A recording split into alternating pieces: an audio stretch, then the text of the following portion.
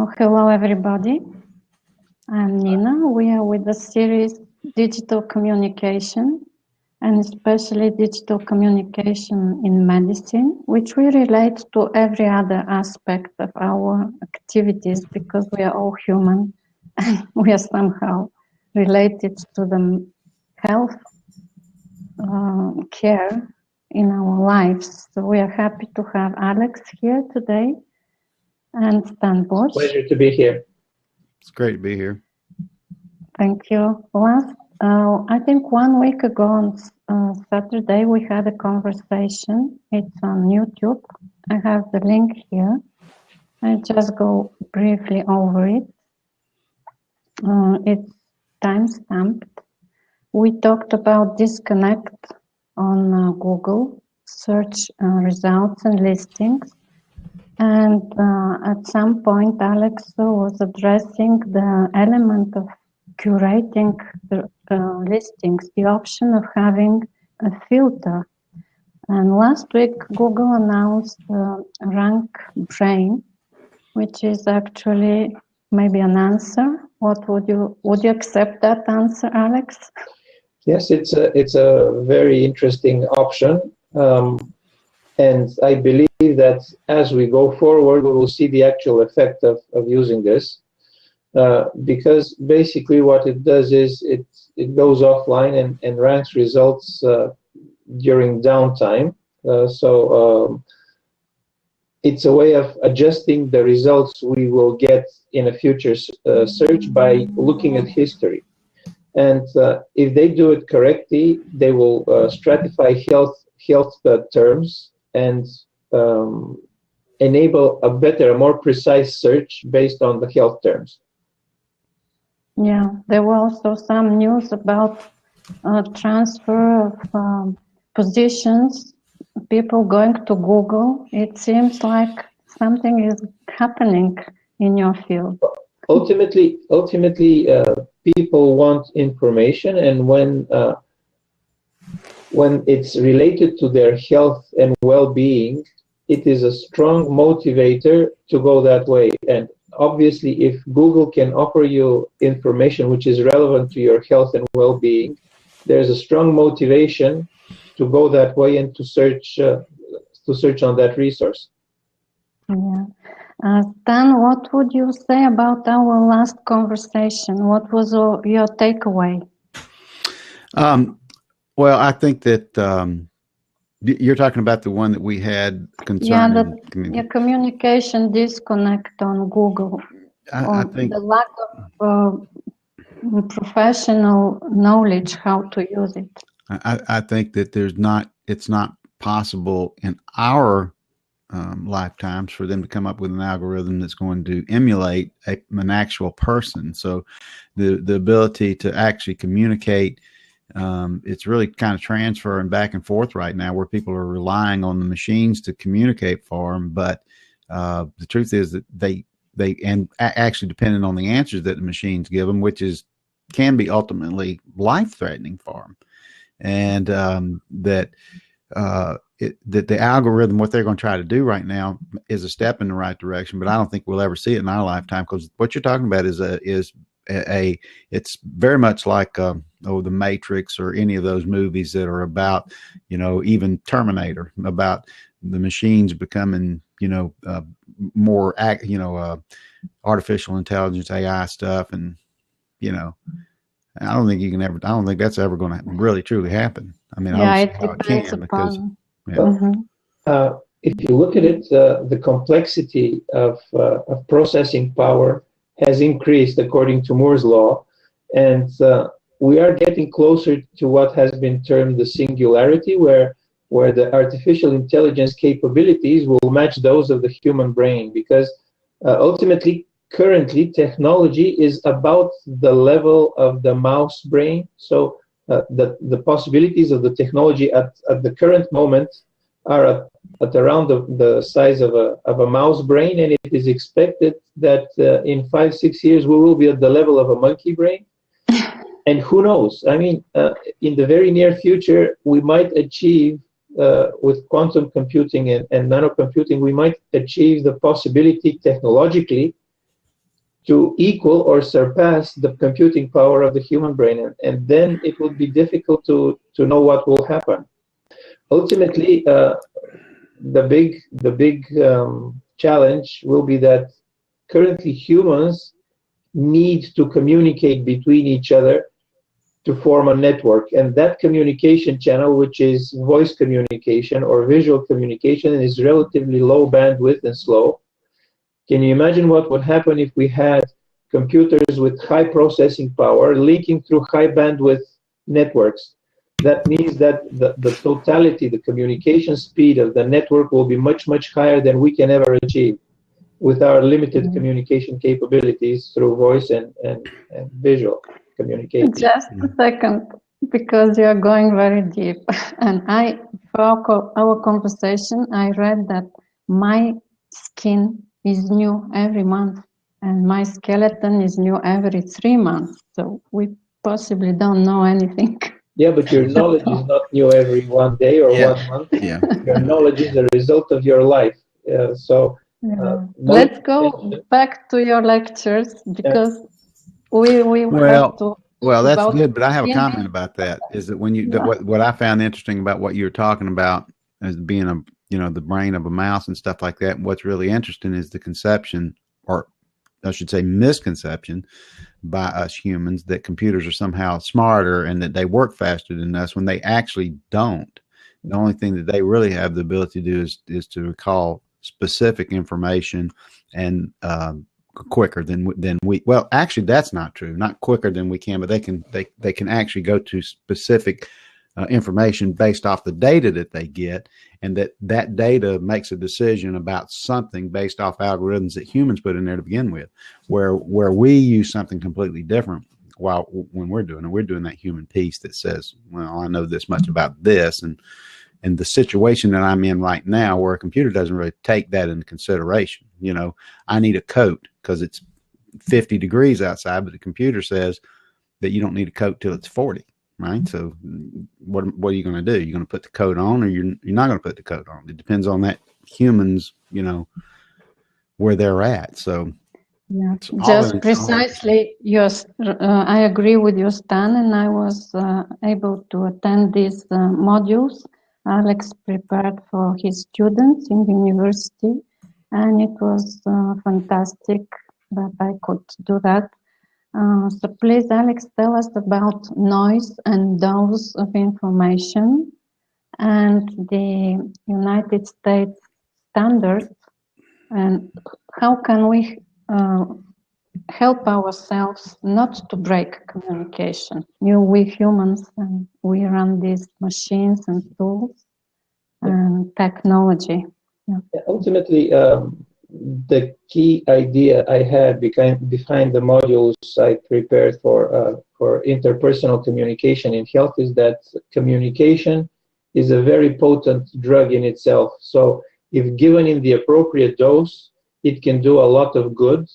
If given inappropriately and not at the correct dose, it can actually harm, and sometimes harm a lot. So communication in healthcare is a treatment option, and people who are engaging into that treatment option should know the positives and the negatives of actually using it. So, for example, a physician, when they're using any drug or any treatment methodology, they know the indications, which means when it should be used, the contraindications, when they shouldn't be used, the mode of action, so how it works, and what they're expecting as an outcome.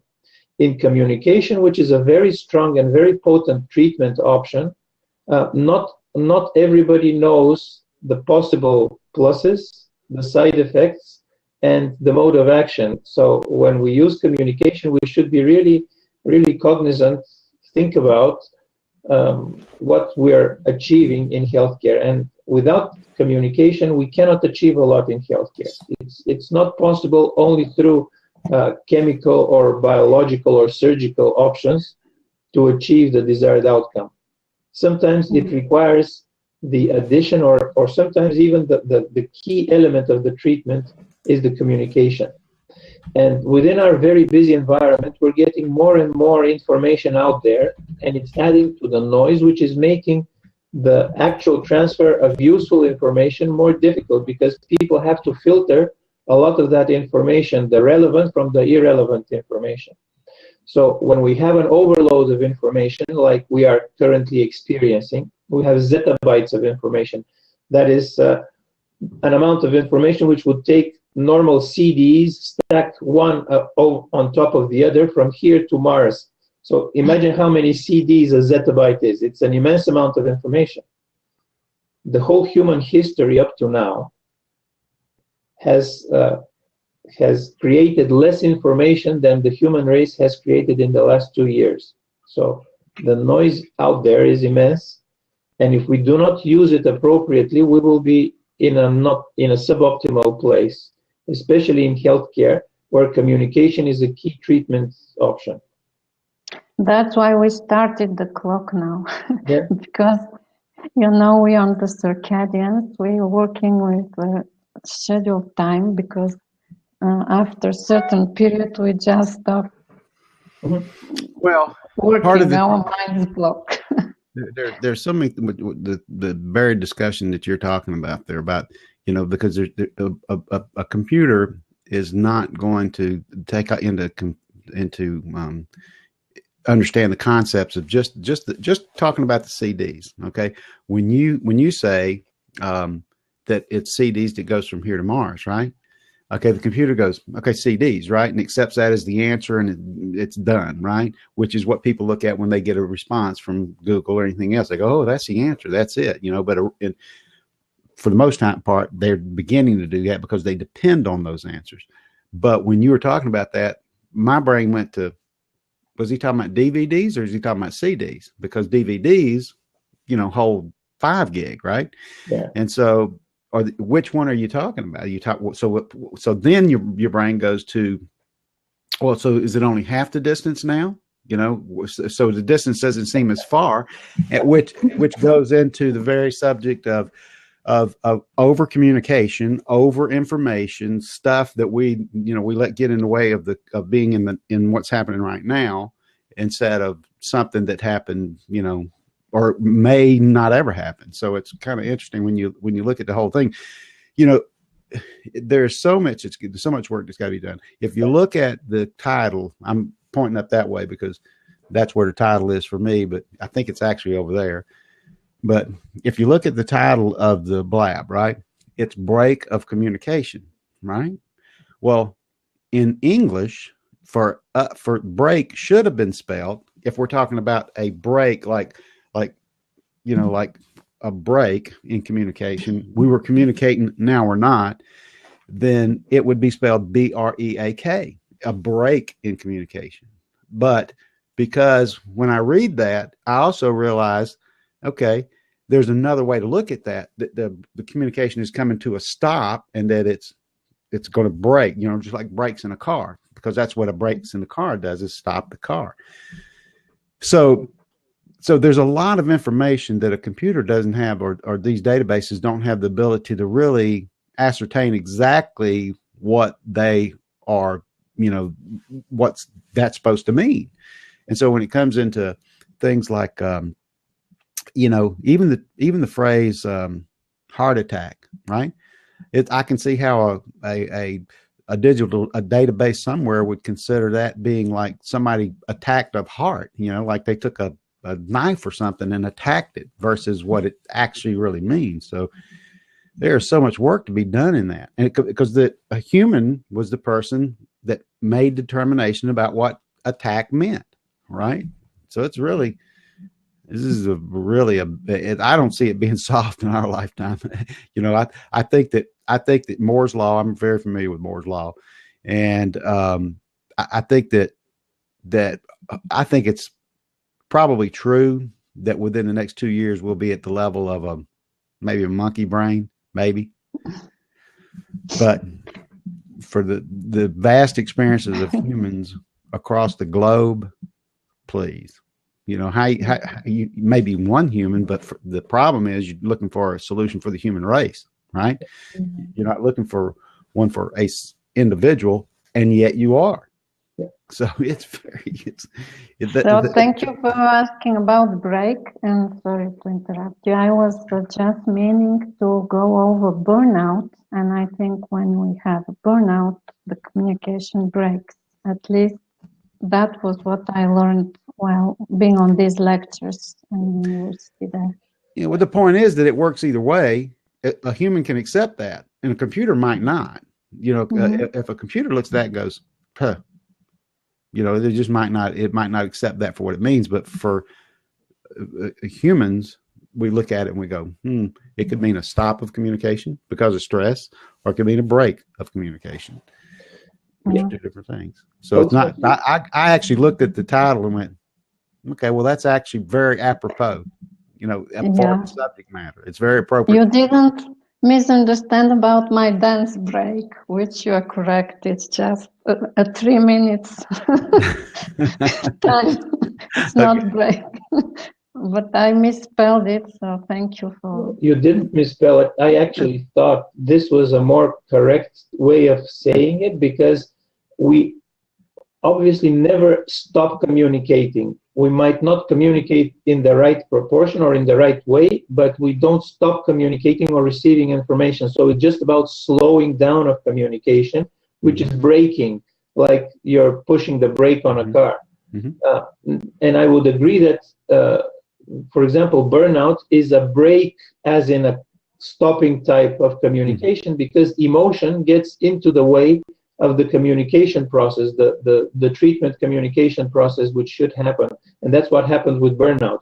When the communication between the patient and the physician goes wrong in an emotional way, as in either the patient is overstressed or the physician is overstressed, the communication between them breaks down. It slows and becomes a different type of communication. Because communication, or one of the frameworks I use to explain communication, has a couple of dimensions, and I will try to explain the 4 dimensions of any communication, and I use an analogy of the human body. It has the skeleton, which is the framework. It has the muscles, which add dynamic to that framework. So we have structured communication, we have dynamic communication, and we also have the heart and the brain, so emotional communication and logical communication. So along these 4 axes, physicians should be able to address all 4 quadrants. So be structured, be dynamic, be logical, and be emotional. But when they get into a stressed situation or in burnout, they default to something which is only structured and logical. They give precise answers without adding a lot of emotion. And without emotion, sometimes we cannot connect appropriately to the person on the other side. So the dynamic that happens when we have burnout on the side of the physician, which is an emotional side effect of doing stressful work and highly emotional work, we tend to revert into doing just the facts without a lot of emotion, without adding any dynamic, which is a proactivity which our communication can add to that conversation. That was very interesting. How do you know that you are on that burnout? How do you feel during that time? Every time when you love Friday afternoon and you hate Monday morning, you're on that path. Yeah, but some of us don't have a Friday or a Monday. There's nothing. Most of the people who are in the digital communication, which is what you're talking about, and you're talking about, increasing that digital communication. We're not on a Monday through Friday.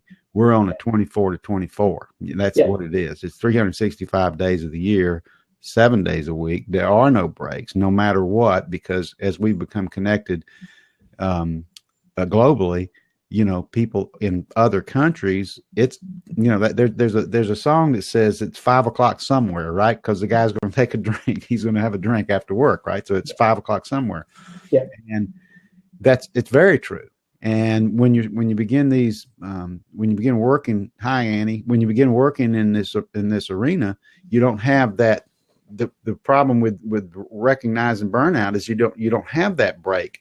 Unless you force that break, you don't have that break of Saturday and Sunday, like what you're talking about for people who are not in that in that industry. Unfortunately, the medical industry is pretty much in the same position. Exactly. Because if somebody so it's really interesting, and I agree with you on break that I thought, well, this is exactly what happens because it doesn't stop. It doesn't really stop. But anyway, so that was you just my have thoughts on a that whole too. new field in all the professions, like medicine. Will start researching what's the human situation on the digital side. These people that are constantly involved on the software creation, programming, marketing. Technology is an enabler. It's not the root. It is an enabler. It allows us to communicate more, better, faster. But if we have a problem in communication, technology might amplify that problem. So technology is just an enabler. It's not the reason. Mm-hmm. Would you mention these 6 steps that core for a good for solving a negative communication? Yeah, the 6 steps were the so-called spikes. Is a 6-step algorithm for communicating bad news. For example, if a physician needs to give bad news to a patient who has a severe or incurable disease, there are 6 steps which should be followed. First, you need to define a situation where that communication can happen. It's very difficult to have that communication in a very noisy or an intrusive environment. You need to select the environment in which you want to make that communication. Then you need to understand how much the patient knows, and after that you need to understand how much the patient wants to know, because it's one thing how much he knows, another thing how much he wants to know, and then you should start the communication process. So the pre-planning of this communication is quite a significant part, because if you don't do it correctly, you will do more harm than good. If you communicate in an inappropriate place, an inappropriate manner, and with an inappropriate quality and quantity of information, the end result of that communication will be bad from healthcare perspective. The patient will not receive the benefit. Yeah, I think as I always do, I make analogies with the things I see around me and my work and my communication. Everything you say has its meaning in other fields. Absolutely. Medicine is a part of human life. It's not something separate. It's just that people attribute more importance to it because it relates to their health and well-being. Yeah, and we should maybe add some guidelines how long our posting or blogs should be, what should be inside, how long we talk to other people. A lot of stuff. Yeah, but stress comes from feeling the guilty feeling of not being able to fit somebody else's agenda within the framework of what you're talking about there. It's easy to say, we're going to work in 15-minute increments. It's much harder to do that because, for example, in the medical profession, your dog walks into the room. in the medical profession, they say they're going to go do a procedure, right? And that procedure is going to last 45 minutes. But for some reason, the patient may have some adverse effect, or the medication has an adverse effect on this patient. And all of a sudden, the patient is put into a life-threatening situation. So is the doctor supposed to walk away from that? I mean, is he? He's not. So it's easy to pigeonhole and say these 15-minute and 25-minute and 30-minute increments, or 1 hour, even 2 or 3 hour increments. But the facts are, you can't always do that. And so the stress comes from, part of it is from these checklists that are made by companies that say this job should take 2.5 hours to stock this shelf in this store. But that doesn't take into account that guy that's stocking it may have to answer a question from somebody, because you don't have enough help in there. That was our 15-minute clock. So, you don't have enough help in the store to be able to service the customers. So what is the guy supposed to do? Hey, Van, we're talking about the Van Sliger has joined us, and Van is a guy that we've met. We met actually on the Good Morning Blab, and he's like a funny humor guy, jokes and stuff like that. He's a good guy. I've watched him on a couple of things, but it's we're talking about how computers and people are going to have to make some adjustments to get real good information out of Google in the future versus some of what we get right now, because it's based off of, a lot of times it's based off popularity of the response. So I look up something that says, I cut my finger and it's turned green, and if the more popular thing says, oh well, then you have the mumps, then all of a sudden I go to the doctor and say, I have the mumps. That was our original conversation when we first began talking about this. Of course, that algorithm has changed somewhat now too. So that was what we talked about in the first hangout. But yeah. Anyway, this conversation could literally never end. Yeah. You could have a 24-hour, 7-day-a-week open forum for people to come in and say, really, what does this mean? And that's why I don't think digitally, I don't think we're going to we're going to solve this issue digitally.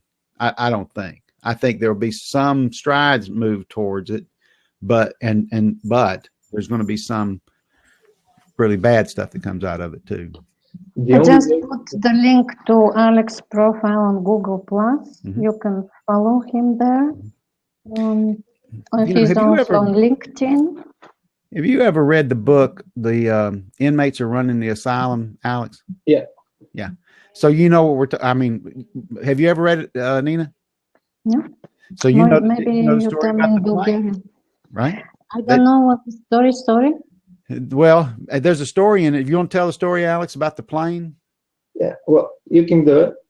Well, basically, there was the airlines. They tracked it down to an airplane that crashed into the side of the mountain, because the navigator he was looking at the instruments that said that they were flying above the mountain range, right? But they were not, and so they flew right straight into the mountain, because the pilots were saying the mountain is here, right? So, but they didn't do anything because the instruments said, you're okay. So they relied on the digital information that they were getting rather than what they were seeing right in front of their face. That book's probably 15, 20 years old now, Alex? I think it's about 20 years old. Yeah. The Inmates Are Running the Asylum. You can probably get it for 99 cents or something like that over on Amazon or trade for it or something. But it was the reason I bought it was the reason that digital is not always the answer, is because the very title of it, a computer's not going to come up with that title, So Alex, what would you advise us to check for our burnout when we are here as dancers all the time? Burnout is an emotional condition, and a solution is actually getting the internal voices down, which is kind of a little bit of Chinese or Indian medicine, which is called meditation. Meditation is about getting the inner voices down and focusing on the important things. So trying to reduce the noise and the chatter in the environment and focus on the important things. So that's where I see the blend between traditional Western medicine and the Eastern medicine. Most of that is in the communication space, both externally and, more importantly, internally within our head. Because if we can get the noise level down, we will start to understand what the important elements are. Because that's good. I have all notifications down, and in my mail there's only the Stan voice. I do have one request from you, Alex, is if you would tell Van, who is watching now, but for the sake of the actual recording, tell who you are, and because it's one thing to put a link that says this is exactly what the digital stuff is. It's one thing to put a link there that says go read this, and it's a completely different thing that says this is who I am and what I do. Yeah. So can you give a little of that insight for Van, because he's probably going to find something to make some jokes about, since he's kind of a stand-up comedian too, I think. Van, would you like to join us? You can open seat. Okay. Yeah. Sorry, Well, Alex, go. So tell them who you are. I'm a human being, basically, first and foremost. And then I trained as a physician some 30-something years ago. Since then, I've always tried to help people. And the way I found helping initially was on a one-to-one conversation, being a physician and practicing medicine on a one-to-one basis.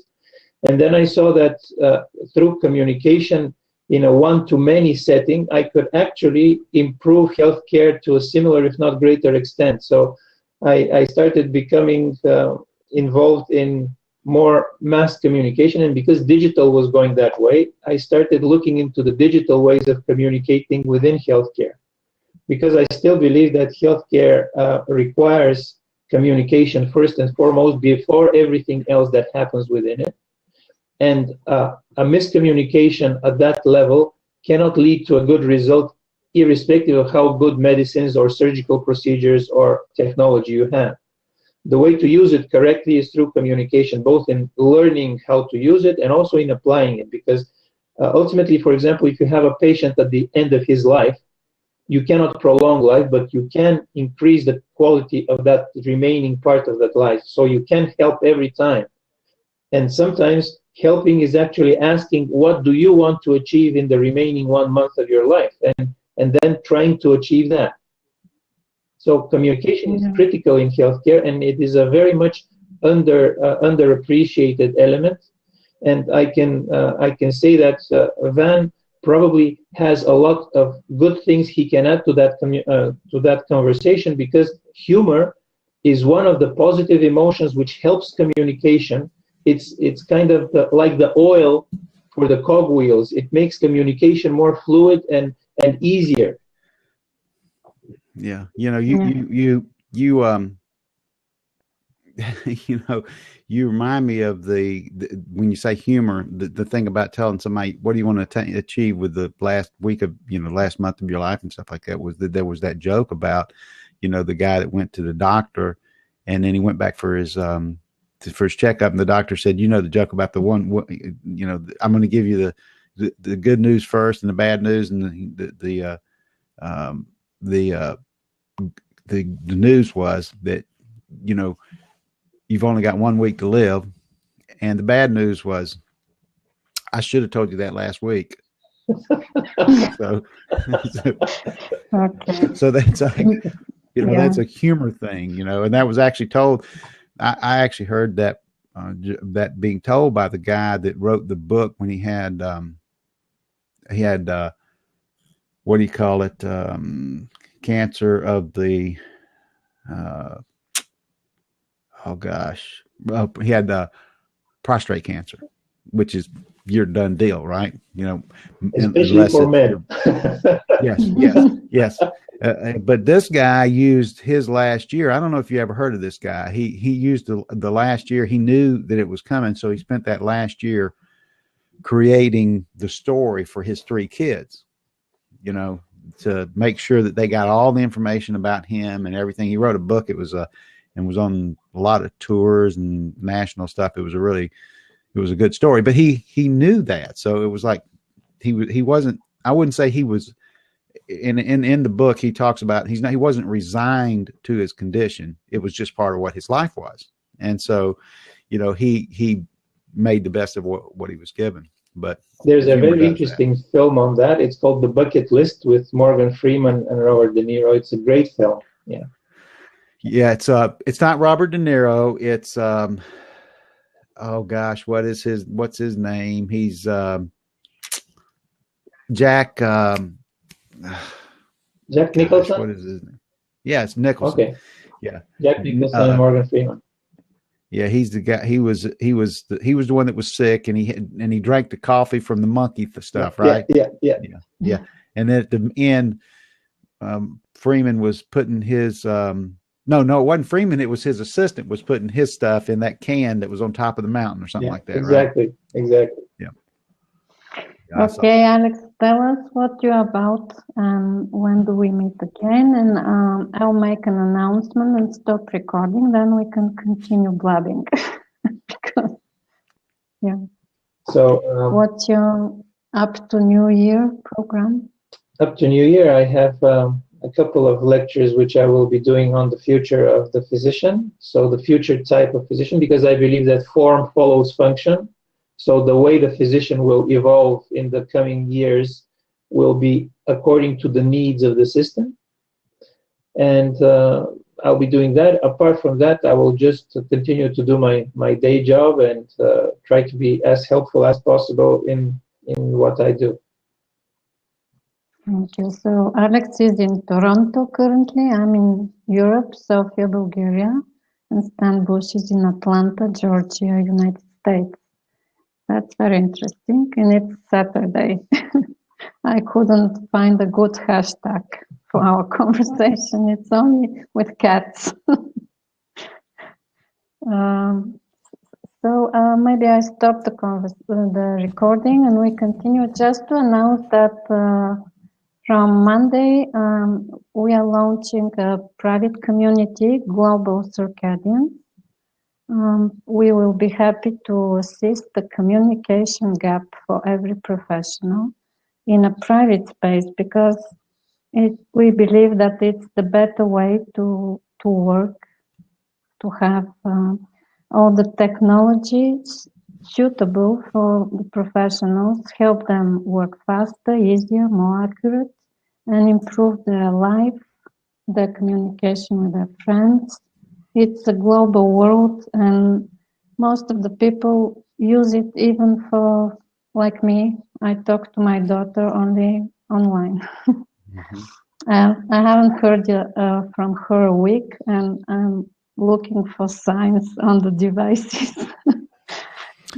So I spend a lot of time also, since she's gone, it's 8 years, and maybe everything I learn, I don't go to burnout. I want to start delivering to people what I know. And thankfully, Stan Bush is with me, supporting me with all his powers. I don't know so much about that because burnout's across the board. The seat is closed. Van actually came back because he wanted to join a little bit in the conversation.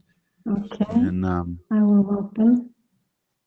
But if you wanted to, are you going to stop recording? Or are you going to keep joining with the seat? What's going on with that? I don't know. It keeps opening and closing. It's not opening. There he is. Oh, okay. Yeah, he came into a blab. I think it was his first day on, maybe, gosh, a month ago or so. Hi, Van. Hey, how are you? Good. You know, since we're talking about burnout and digital communication, and we even talked about the end times for a person's life, there's a lot of humor wrapped up in that. Yeah, one of the funniest things that I'd ever saw is actually it was a good friend of mine. He was the funniest person I'd ever met in my life, and me and him would meet up, and we would laugh so hard that it was like you did sit-ups the day before. I mean, your stomach would. And if I could tell you a little quick story about this guy, he had 2 names. And anybody you meet that has 2 names, they're going to be sensational. And he went by Roscoe and he went by George. And he developed liver cancer. But before he did that, he invited me to his hometown. And we were driving down the road. And he said, Van, he said, he said, could you eat? Are you hungry? And I said, well, yeah, I'd like to get something to eat. So we pull up at somebody's house. And you could look through the screen door, and they were actually putting their food back up. They just finished eating themselves. And he said, hey, could you get this back out? He said, this is my friend Van. He's really wanting to eat. He's really hungry. And I'm just assuming that he knows the people, right? I'm talking about a guy walked in a total stranger's house. We eat. And I said, those people were very nice to have us in there.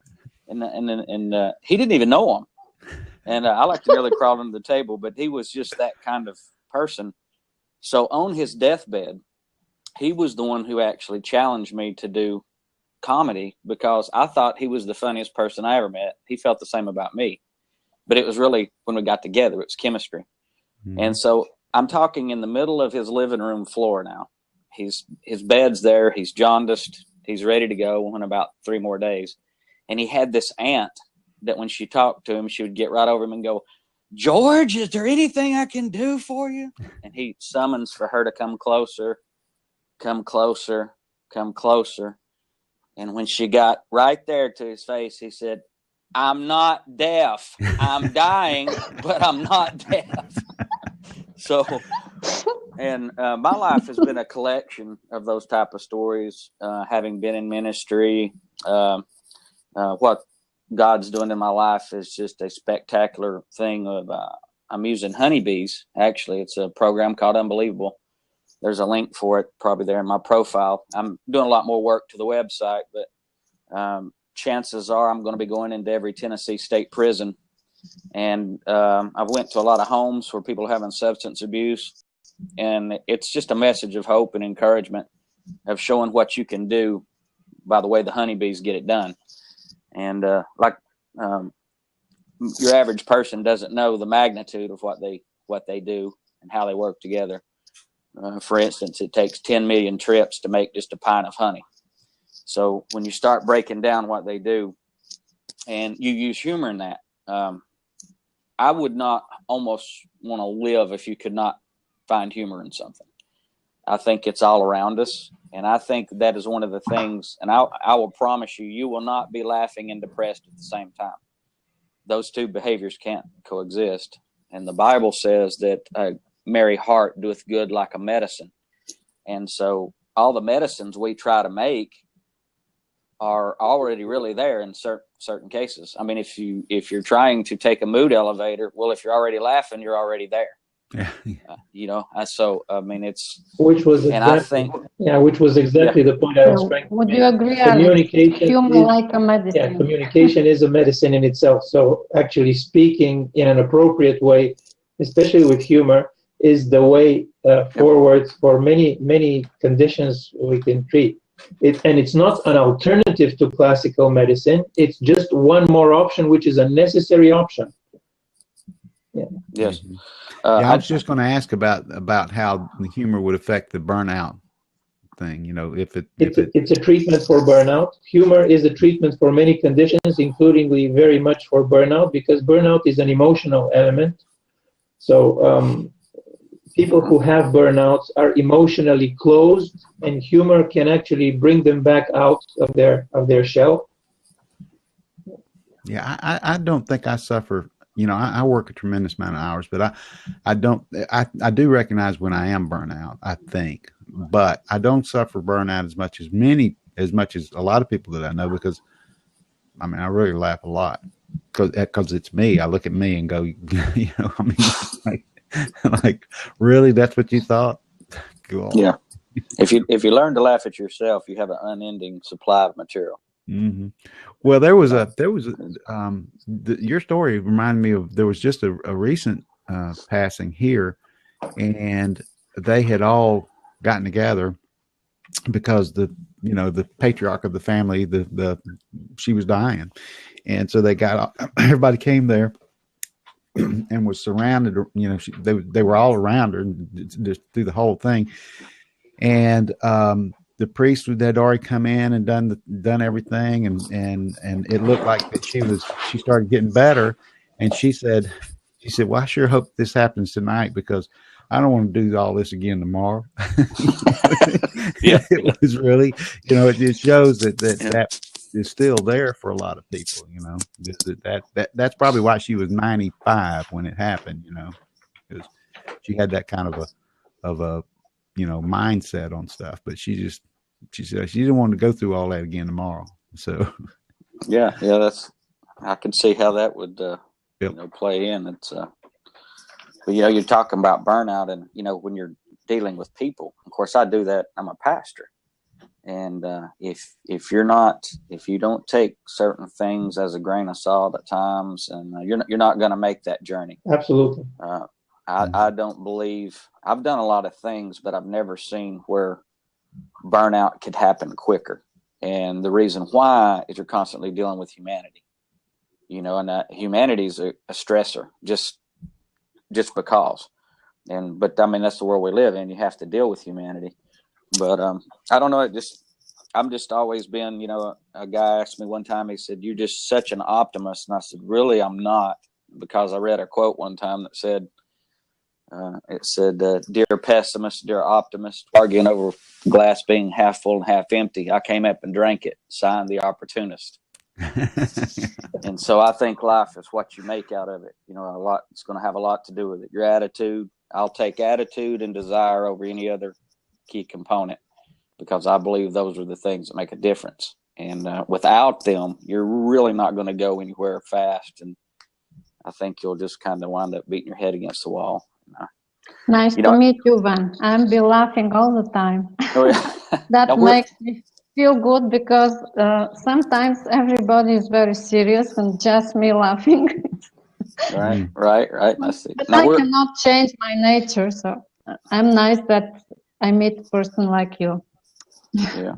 Well, you know, it's amazing. People want to be around people that have joy. I think joy is contagious. I also think that depression can be. If you're around a bunch of down people and they never want to go forward, it's and I feel like, you know, kind of God put me on the planet to do that. I have a picture when I was 2 years old. My great grandmother was bedridden, and I would bring and do my animal show.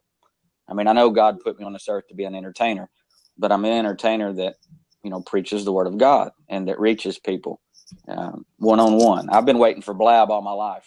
You know, I've been waiting for something like this and it's just, and I can go back to where I was 2 years of age. I'm 45 now. And I was doing that then because I always love to see people smile, because it sure beat the alternative. And I think it's just something that you bring to the table. You know, it's, and I think some of it's a gift, some of it's learned behavior. But if you can convey what you're wanting to say with humor, people never forget it. Which is really interesting when you're talking about the medical field, because when people are searching for things in our first lab, Alex pointed out the fact that when people are searching for, you know, like, I've got this cut on my finger, the first thing they really look for is that this is a bad, really, they look for the worst news. Yeah, they don't look for, they don't click on the thing that says, oh, by the way, that's a paper cut. They don't look at that. They look at the thing that says, you know, the world as you know it's going to change, right? That's what they look for, is that this thing that says they're going to have their finger cut off. And so that use the search results. Hey, we're going back on topic. We're going back on topic. Yes, I want to close the conversation with the question, can humor be like active meditation against burnout, Alex? Absolutely. The problem is that the burnout component in the physician-patient communication affects the physician. So he's supposed to be curing the conversation, but what's actually happening is he's the one that needs the medicine. And the patient usually comes with the complaint. He doesn't come with something funny. It's very rare that a patient will come in and make the physician laugh. So because of the negative communication between a patient and a physician, physicians are especially exposed to burnout, because all they get is negative communication. Oh, doctor, I have a pain. Oh, help me, and I can't be helped. And a lot of negative communication. And it takes really very, very strong and tenacious people to remain with a positive attitude when 8 hours of your 8-hour workday is communicating with people who are complaining. Yeah. Good. That we have a category on the circadians that says humor. And I will suggest from Monday, when we open the private community, we start filling content into that category and inviting Van also to contribute to our humor, because in this way you will be more useful to the people that are coming to us. Yeah, help you reach more people. But I'm going to address that. I'm sure Van has something to say about that too. But I can tell you this, that I think what is going to happen in all this communication, because I've been waiting. You're not the only one's been waiting for blab, right? I think the entire world's been waiting for something very similar to this, and that there are no professions, unfortunately. Now there are no professions where the majority of their day is spent in happiness. I mean, that's all I ever hear is that, hey, this didn't work, this doesn't work, can you help me fix this doesn't work, because I'm in technology, right? It's like, I didn't get that email, and you look and you go, well, you start looking at it and go, what, you blocked them. Like Nina in the beginning, right? She blocked us, right? So we couldn't join. We couldn't join because she blocked us. And so but being able to smile and laugh about that versus being, all beat up about it. I beat up myself on a different level. This stuff doesn't bother me as much as like the personal stuff. So anyway, you're going to see that the professions, all professions have that. Everybody. That's just the world that we're moving into, and there's got to be a way to get around that somehow or change it somewhat. Okay, let's say bye and stop broadcasting, and we can stay a bit longer. See you next Saturday, or maybe in a week time. We will do it a bit earlier. Okay. The announcement.